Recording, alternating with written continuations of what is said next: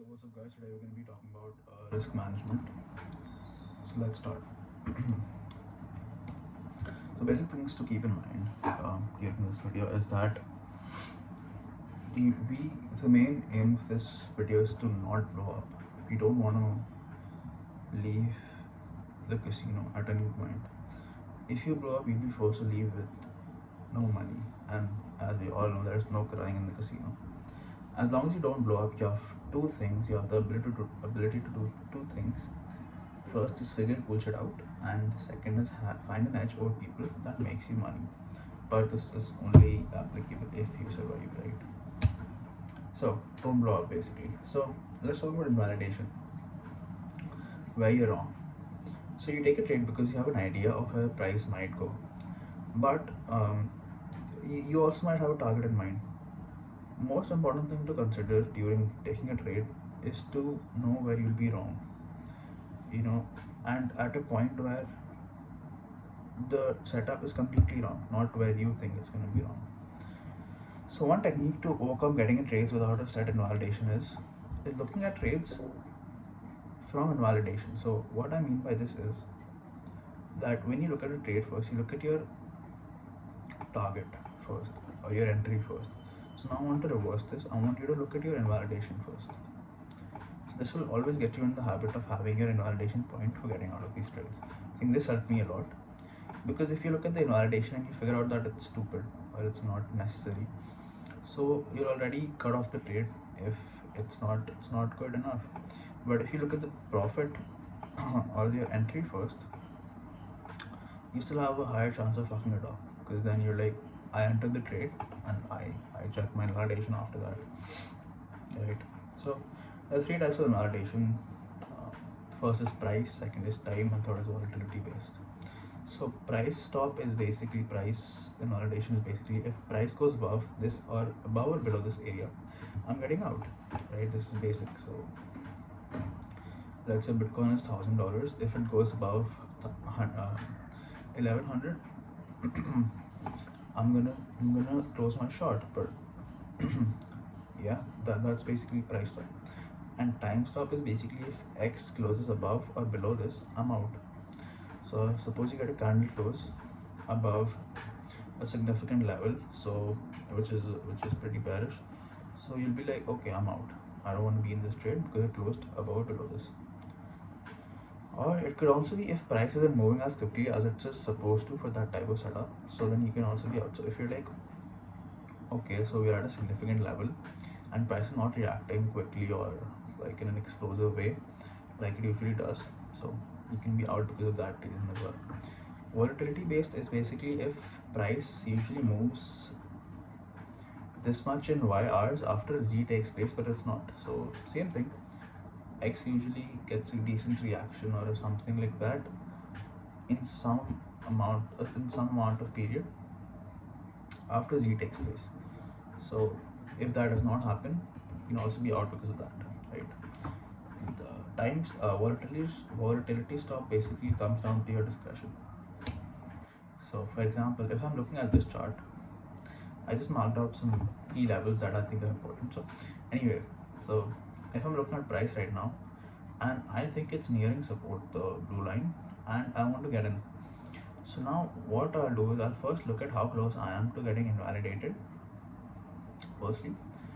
Then what I look for is where my entry would be and where my target would be. So for example, let's say, my bad. So let's say price is here. I want to enter on a SFP of um, this level and then get involved and long it till here, then add here. That's something I want to do. So I looked at my validation first, which would be it closing below this and retesting like this. This would be my validation. But if it does this, then I'm inside, right? So stop losses. Not every trade has a stop loss, but we should generally stick to one, right? I think 95, 96% of your trades should definitely have a stop loss, That was a random number, 96. So people complain about stop loss hunting or market makers taking the stops, but that is that is generally not what it is. For me to get over this way of thinking, I used to place a horizontal line on my stop. Let's say my stop was here. I used to place a line here on TradingView, a horizontal line, and then I would see if there were any significant levels above or near that that could uh, that could take me out and then go to my target, right? That is an important thing you should do. So for lower time frames, basically easy stuff. Use side stops. For high time frames, use wider stops. Easy, right? So hard stops. Hard stop is an order that gets you immediately out of the trade where you're invalidated. So this is appropriate for setups that have clear stop losses, right?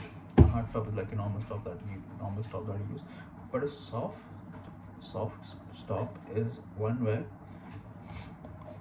you start closing your position slightly as you're getting near to invalidation. This is well suited for swing type setups. Retrading rights block no more. But I think generally people use this without knowing what it is, right? Without knowing what it's called. So coming to position sizing and risk per trade, if I had a gun to my head, I would say that 1 to 2% is alright, and generally what people can use without blowing up. But I would personally suggest it all depends on your type of setup, because at the end of the day, doing 1 2% will not get you 100% return or some shit like that. You know what I mean? So, but we must consider what if the setup eats shit. Then what? How will it affect me if I risk too much? Right? If I lose a lot of money on this setup by risking a lot, how bad will it affect my next trades? So, basic framework is that risk less on setups that happen a lot and have little edge, and you should risk more on setups that happen a lot and have good edge. And less frequent setups with great edge are the best setups. So all the best edges that exist in the market and you guys ask for on Twitter, they usually come and go quick. They come and go quick, and there's no uh, data to basically back test it.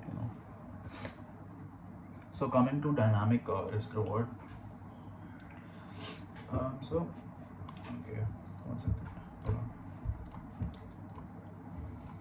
So here you can see that your risk to reward ratio is 1:1. Let's right 1:1. But as price goes up, here, right here, your risk reward changes. It becomes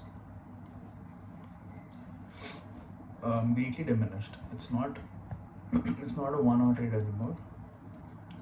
It's a 0. Let's say like 25 trade, 0.25 trade, and you're risking this much to make this much. That sounds stupid, right? So if price reaches a point where you think that it looks kind of bearish, and you don't know if it's going to touch this or not because it is forming bearish candles, bearish formation, whatever, you should get out here and not wait for price to come here, because you don't want to give up this much to just make this much, right? You already caught the meat of the move. It does not matter if this hits or not, right? That is what dynamic RR is. So I'll show you guys one trade of mine that worked basically off of dynamic RR. So note this level. So I entered here based off this lows, and then my original target was still here, but then I noticed that I didn't see this swing point, and once it formed this candle, I was like, okay, now this is kind of weird. Now I had not noticed this, and it might reverse from here, and I'll probably eat some money. So what I did was I closed the trade when this candle formed. But yeah, you guys can see it hit my target. Yeah, I did not want to give up this much. I mean, sorry, I did not want to risk this much to give up this much. So break even stops and partial profits, right? So moving a stop loss to break even is has to be one of the stupidest things you can do. It's never a free trade. You always risk your opportunity cost because you're letting someone else take away your profit, your money, right? The market does not care about your break even stop itself. The market does what it wants to do. The market will run your stops and then hit your target because that's what it wants to do, and you need to be aware of this. So if I'm long and I put a break even stop, I'm basically telling you that I'm bearish on the same place I longed because I put a break even trade.